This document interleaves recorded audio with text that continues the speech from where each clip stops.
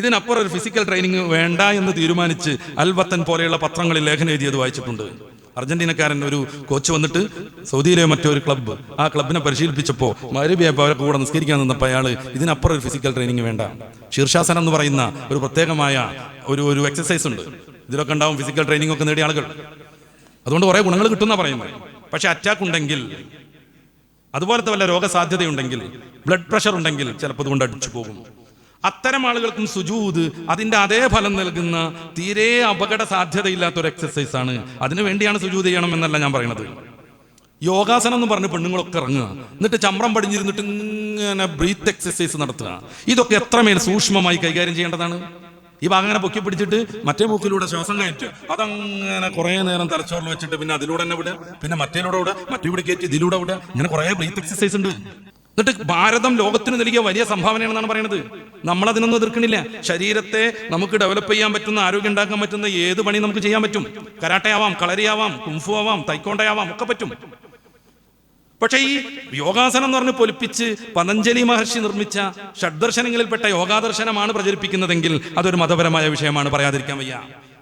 പല പല മന്ത്രങ്ങൾ ചൊല്ലിയിട്ട് വിഘ്നേശനെ സ്തുതിച്ചിട്ടൊക്കെ ഉള്ള മന്ത്രമാണെങ്കിൽ, എക്സസൈസ് ആണെങ്കിൽ, ഇങ്ങനെ ഇരുന്ന് ആലോചിച്ചുകൊണ്ടിരിക്കുന്നത് ഓംകാര മന്ത്രമാണെങ്കിൽ അതൊക്കെ അതിന്റെ മസലാണ്. മുസ്ലിമായ മനുഷ്യന് പറ്റില്ല. മുസ്ലിമായ മനുഷ്യൻ സർവശക്തനാകുന്ന ഏകദൈവത്തിൽ വിശ്വസിക്കുന്നു. അതിനപ്പുറമുള്ള സംഗതികളെ പ്രൊമോട്ട് ചെയ്യുന്ന ഒരു പരിപാടിയും പറ്റൂല. ഇനി അതൊന്നുമില്ല, അതിന്റെ ചില എക്സസൈസ് ഒക്കെയാണ് പറ്റും, പക്ഷെ അതിന് ചില കൃത്യതകൾ പാലിക്കാനുണ്ട്. നിങ്ങൾ ചിലപ്പോ മനസ്സിലാക്കിയിട്ടുണ്ടാകും ശരത് ജോയ്സ് എന്ന് പറയുന്ന യോഗ ഗുരുവിനെ പറ്റി. ശരത് ജോയ്സ് എന്നാണ് അദ്ദേഹത്തിന്റെ പേര്. അദ്ദേഹത്തിന്റെ അച്ഛൻ വലിയ യോഗ ഗുരുവായിരുന്നു. ലോകപ്രസിദ്ധനാണ് ഈ മനുഷ്യൻ. അയാൾ രാഷ്ട്രങ്ങളിൽ നിന്ന് രാഷ്ട്രങ്ങളിലേക്ക് പറന്നുകൊണ്ടിരിക്കുകയായിരിക്കും.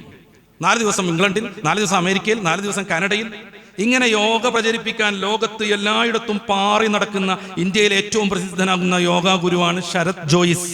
അദ്ദേഹത്തിന്റെ ഒരു പുസ്തകമുണ്ട്, ഏജ്ലെസ് എന്നാണ് അതിന്റെ പേര്. അദ്ദേഹം അതിലെന്താ സമർത്ഥിക്കുന്നത്? യോഗയിലൂടെ മുന്നോട്ട് പോയാൽ ആയുസ് വർദ്ധിച്ച് ഏജിന് തന്നെ ഒരു പ്രസക്തി ഇല്ലാത്ത വിധത്തിലേക്ക് കാര്യങ്ങളെത്തും. ദീർഘായുസും സമ്പൂർണ്ണ ആരോഗ്യവും യോഗ കൊണ്ട് കിട്ടുമെന്ന് ലോകമാസകലം പ്രഭാഷണവും നടത്തുകയും യോഗാഭ്യാസത്തിന് ചെലവഴിക്കുകയും അത് സംബന്ധമായി ലോകത്ത് നന്നായിട്ട് വിറ്റുപോയ ഏജ്ലെസ് എന്ന പുസ്തകം രചിക്കുകയും ചെയ്ത യോഗ ഗുരു ശരത് ജോയ്സ് ഈ നവംബർ മാസം 11-ാം തീയതി അമേരിക്കയിൽ വെച്ച് യോഗാസനം എടുക്കുന്നതിനിടയിൽ ഹാർട്ട് അറ്റാക്ക് വന്ന് മരിച്ചുപോയി. 53 വയസ്സേ പ്രായമുള്ളൂ. 53 വയസ്സേ പ്രായമുള്ളൂ. 53 വയസ്സ് എന്നൊക്കെ പറഞ്ഞാൽ കേരളത്തിലെ ഒരു വയസ്സിന്റെ ശരാശരിയിലേക്ക് പോലും എത്തിയിട്ടില്ല. മരിച്ചുപോയി യോഗാസനത്തിനിടക്ക്, യോഗാസനത്തിന്റെ മുന്നോടിയായിട്ടുള്ള മോർണിംഗ് വാക്കിനിടക്ക്. എല്ലാവരും മരിക്കുന്നൊന്നുമല്ല ഞാൻ പറയുന്നത്. അദ്ദേഹം ഇതിന്റെ ഏറ്റവും എക്സ്പെർട്ട് ആയിരിക്കെ, ഏറ്റവും കൂടുതൽ ദീർഘായുസ് ഉണ്ടാകുന്നത് യോഗാസനം കൊണ്ടാണെന്ന് സമർത്ഥിക്കാൻ വേണ്ടി പുസ്തകം രചിച്ചിരിക്കെ അദ്ദേഹം 53 വയസ്സിൽ മരിക്കുമ്പോൾ അതിൽ നമ്മൾ ചിലത് പറയേണ്ടതുണ്ട്.